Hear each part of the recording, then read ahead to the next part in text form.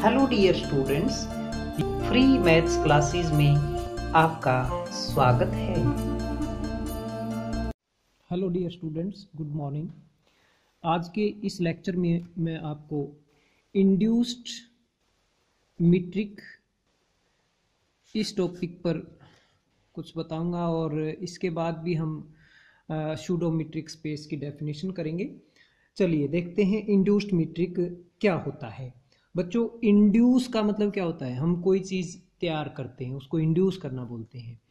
तो सपोज करो मेरे पास एक मीट्रिक स्पेस है एक्स डी, मतलब डी मुझे मालूम है एक्स स्पेस के ऊपर मीट्रिक है। ओके, अब एक बात का आपको मालूम है, पिछले लेक्चर में मैं आपको बता चुका हूं कि किसी स्पेस के ऊपर हम किसी सेम सेट के ऊपर एक से ज़्यादा हम मीट्रिक बना सकते हैं। ओके, अब डी पहले ही एक मीट्रिक है एक्स सेट के ऊपर। अब डी की हेल्प से मैं एक और डी स्टार नाम का नया मीट्रिक बनाऊंगा। डी की हेल्प से बना रहा हूं मैं ज़रूरी नहीं है कि इसके ऊपर जितने मीट्रिक होंगे वो डी की हेल्प से ही बनेंगे, अन्य भी हो सकते हैं, बट डी की हेल्प से मैं जो बनाऊंगा उसको मैं इंड्यूस्ड मीट्रिक कहूँगा। जो मीट्रिक दूसरे मीट्रिक की हेल्प से इंड्यूस किया जाएगा उसको इंड्यूस्ड मीट्रिक कहा जाएगा। जैसे इसका एक एग्जाम्पल लेता हूँ मैं। एग्जाम्पल नंबर ये हमारे पास 10 है बुक के अंदर, दिस वन। तो देखिए एक्स मान लो कोई भी सेट है मेरे पास और इसके मैं दो एलिमेंट ले लेता हूँ, सपोज एक्स और वाई। तो डी मीट्रिक है, इस वजह से डी की प्रॉपर्टीज ये तो होंगी ही, आपको मालूम है डी एक्स वाई हमेशा नॉन नेगेटिव होगा, पहली प्रॉपर्टी। दूसरी प्रॉपर्टी डी एक्स वाई अगर जीरो है तो एक्स और वाई बराबर होंगे और बराबर है तो जीरो होगा। और तीसरी प्रॉपर्टी डी एक्स वाई और डी वाई एक्स हमेशा बराबर होंगे। और एक लास्ट प्रॉपर्टी क्या होती है? D of x Y less than equal to D of x Z plus D of Z Y, ये होगा। अब डी की हेल्प से डी स्टार बनाया, वो कैसे बनाया? एक्स और वाई मतलब डी स्टार एक्स वाई कैसे लिखा भाई? डी ऑफ एक्स वाई की जो भी वैल्यू आएगी और एक 2 नंबर ले लिया, 2 ले लो, 3 ले लो, कुछ ले लो, और इन दो में से जो नंबर सबसे छोटा होगा ये या ये, यानी कि इन दो में जो मिनिमम वैल्यू जिसकी है वो डी स्टार को वैल्यू दे दी गई है, यानी कि डी स्टार एक्स वाई की वैल्यू इनमें से जो छोटा होगा वो मानी जाएगी। ओके, अब ये डी स्टार जो है ये मीट्रिक की प्रॉपर्टी सेटिस्फाई करेगा या नहीं करेगा वो अब हम चेक करेंगे। तो एक्चुअली ये डी स्टार मीट्रिक की चारों प्रॉपर्टीज को सेटिस्फाई कर जाएगा, इसलिए ये क्या हो जाएगा? मीट्रिक बन जाएगा। और इसको फिर हम इंड्यूस्ड मीट्रिक कहेंगे क्योंकि ये डी की हेल्प से डी स्टार बनाया गया है। चलिए देखते हैं पहली property, D star of x Y क्या नॉन नेगेटिव होगा? तो एक बात देखिए, D x Y non negative है, यानी कि ये नेगेटिव नहीं हो सकता, और 2 भी नेगेटिव नहीं है, तो इन दोनों में से जो छोटा होगा वो नेगेटिव कैसे हो जाएगा? इसका मतलब डी स्टार एक्स वाई हमेशा नॉन नेगेटिव होगा। और दूसरी प्रॉपर्टी देंगे ना, तो डी स्टार एक्स वाई अगर जीरो है तो मैं दिखाना चाहता हूं कि एक्स वाई बराबर होंगे। ओके, अब ये जीरो का मतलब क्या है? इन दोनों में से मिनिमम वैल्यू जीरो है, यानी कि minimum of 2 and D x why this is zero. अब इन दो नंबर में से छोटा जो है वो जीरो है, अब 2 तो जीरो हो नहीं सकता, इसका मतलब यही छोटा है और जीरो के इक्वल है, यानी कि D of x Y equal to zero. और डी एक्स वाई जीरो है तो इसका मतलब एक्स और वाई तो इक्वल हैं, यानी कि एक्स इक्वल टू वाई, यही मैं दिखाना चाहता था। इसका उल्टा भी कर सकते हैं, एक्स और वाई अगर इक्वल हैं तो इसका मतलब डी एक्स वाई जीरो होगा, यानी कि ये है तो फिर ये होगा। और डी एक्स वाई जीरो है यानी कि ये पार्ट जीरो है, तो 2 और जीरो इन दोनों में से छोटे वाला वो भी ऑटोमेटिक क्या होगा? जीरो होगा, यानी कि इससे ये बन जाएगा दिस इक्वल टू जीरो। और ये जीरो है तो इसका मतलब डी स्टार की वैल्यू क्या हो गई? जीरो हो गई, क्योंकि यही तो डी स्टार है, यही हम दिखाना चाहते थे। थर्ड प्रॉपर्टी, यहाँ पर डी स्टार एक्स वाई और डी स्टार वाई एक्स, इन दोनों को इक्वल हम प्रूव करना चाहते हैं। ठीक है, तो मैं ये लेके चलता हूँ डी स्टार एक्स वाई, तो यानी कि minimum of 2 and D x Y. Okay, अब मैं डी एक्स वाई इसकी जगह क्या डी वाई एक्स लिख दूं, क्योंकि डी एक्स वाई और डी वाई एक्स तो पहले से ही इक्वल हैं, और ये भी एज इट इज और ये मिनिमम भी एज इट इज। तो क्या ये डी स्टार वाई एक्स नहीं बन गया, यानी कि d x Y equal to d y x आ गया। यही हम दिखाना चाहते थे। अब हम आते हैं लास्ट प्रॉपर्टी पे, फोर्थ प्रॉपर्टी। हम दिखाना चाहते हैं डी स्टार एक्स वाई को less than equal to D star X Z plus D star of Z Y. Okay, एक हमने थर्ड पॉइंट और ले लिया है जेड। ओके, अब यहां से एक बात पर मैं आपका ध्यान खिंचवाता हूं कि डी स्टार एक्स वाई, अब ये एक्स वाई चाहे कुछ भी हो, यानी कि एक्स जेड हो वाई जेड हो कुछ भी हो, वो minimum of 2 and D value, इनसे जो छोटा होगा वो लिया जाएगा।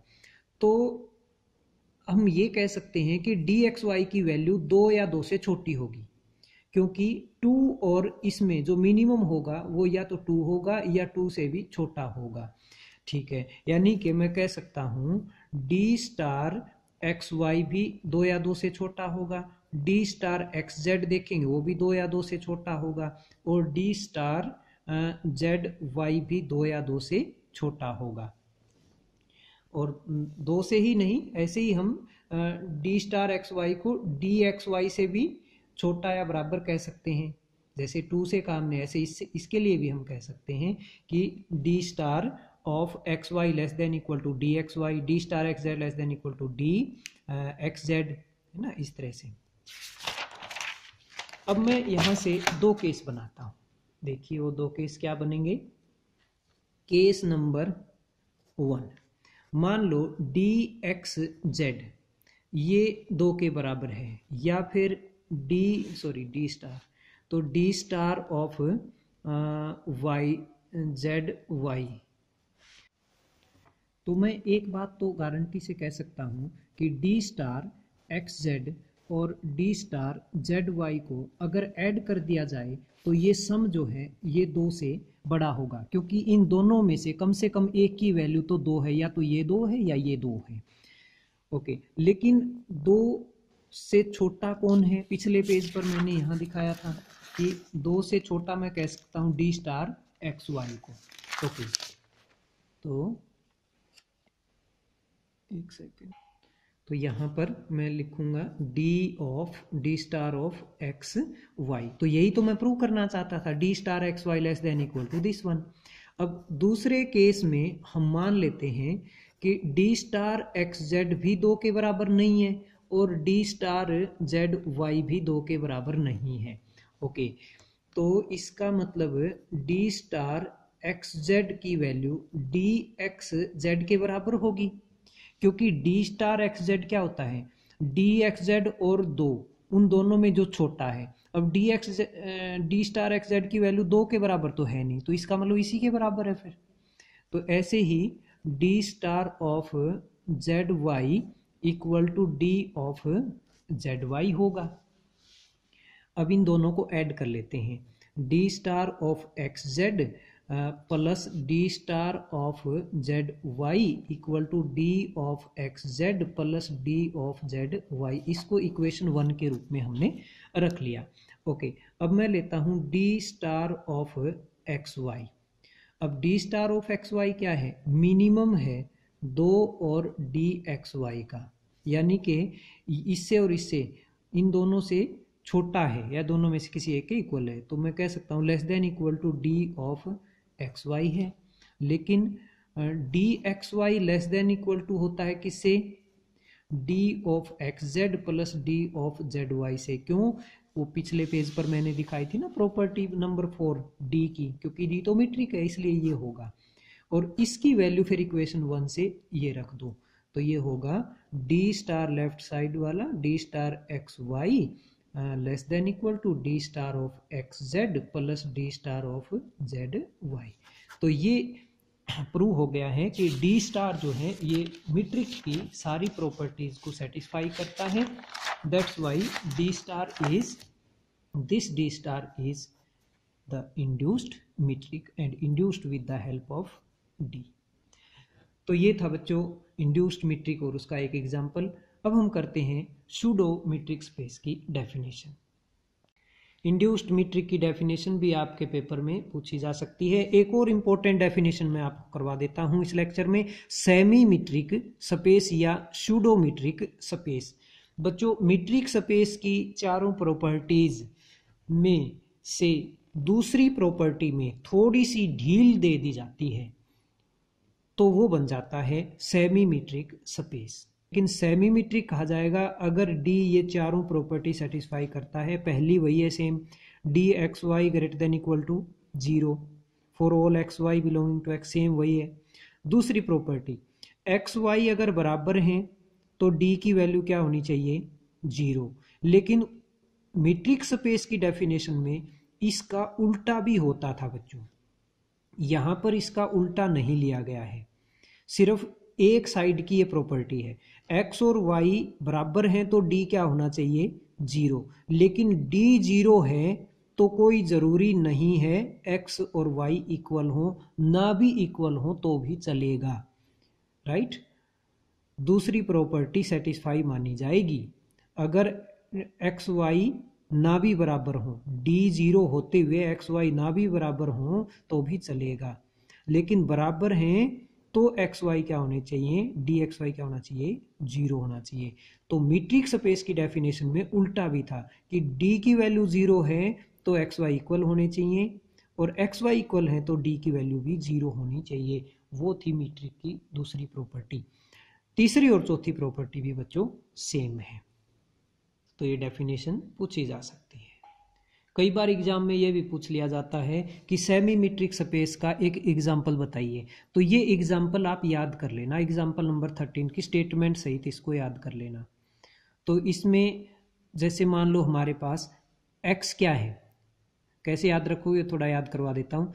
x क्या है आपके पास, class of Riemann integrable functions, मतलब जितने भी रिमान इंटीग्रेबल फंक्शंस हैं उन सभी को इकट्ठा कर लो, वो सेट x बन गया। ये सारे जितने भी पड़े हैं ये रिमान इंटीग्रेबल फंक्शन है इसके अंदर, लेकिन रिमान इंटीग्रेबल फंक्शन भी सारे वाले नहीं, सारे के सारे नहीं, वो वाले जिनका डोमेन क्या है 0 से 1, 0 से 1 में डिफाइन होने चाहिए, बाकी बाहर हो या ना हो। तो 0 1 से R के अंदर जो रिमान इंटीग्रेबल फंक्शन है वो सारे इकट्ठे कर लिए, तो ये सेट बन गया x। अब इस सेट के ऊपर d डिफाइन किया गया है। d कैसे डिफाइन किया है कि इसके कोई दो एलिमेंट ले लो, सपोज x और y, ओके। तो या एक्स वाई के बजाय एफ जी ले लिए, क्योंकि फंक्शन है ना इसलिए बच्चों एक्स वाई नाम रखने अच्छा नहीं लगता। तो एफ और जी दो फंक्शन उठा लिए, तो एफ में से जी को घटाया, मोड ले लिया और उसका इंटीग्रेशन 0 से 1 तक ले लिया। ये है डी, ये डिफाइन किया है ये डी, राइट। कहाँ से आया ये कोई क्वेश्चन नहीं बनता भाई, ये वैल्यू डिफाइन की है डी की value, D F G distance ये मानी जाएगी डी की। तो अब ये डी जो है सारी प्रॉपर्टीज को सेटिस्फाई करता है, सेमी मैट्रिक स्पेस की सारी प्रॉपर्टीज। मैट्रिक स्पेस नहीं बन पाता है ये, क्योंकि दूसरी प्रॉपर्टी दोनों दो तरफा प्रूव नहीं होती है इसमें, बाकी सारी प्रूव हो जाती हैं। तो देखिए ये इसमें ये प्रॉपर्टी प्रूव हो जाती है D F G less than D F H plus D H G, last property इसने पहले दिखा दी है, फोर्थ प्रॉपर्टी को चेक कर लिया है।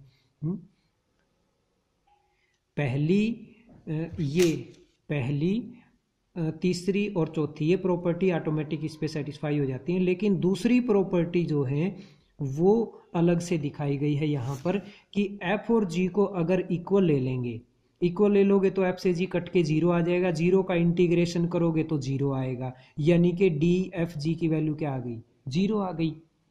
यही तो हमें दिखाना था कि x और y इक्वल हैं तो d क्या आना चाहिए, 0 आना चाहिए। लेकिन अगर 0 आती है d की वैल्यू तो कोई ज़रूरी नहीं है f और g क्या होंगे, इक्वल होंगे, ऐसा कोई ज़रूरी नहीं है। तो उसके लिए ये अलग से आपको दिखाना पड़ेगा कि ये देखो कि ये दो फंक्शन ऐसे पड़े हैं ये f पढ़ा, ये g पढ़ा, याद रख लेना इनको कि f और g इक्वल नहीं है, क्लियर नज़र आ रहा है, इक्वल नहीं है, लेकिन फिर भी f में से g घटा करके उसका इंटीग्रेशन करेंगे तो क्या आएगा, वो 0 आएगा।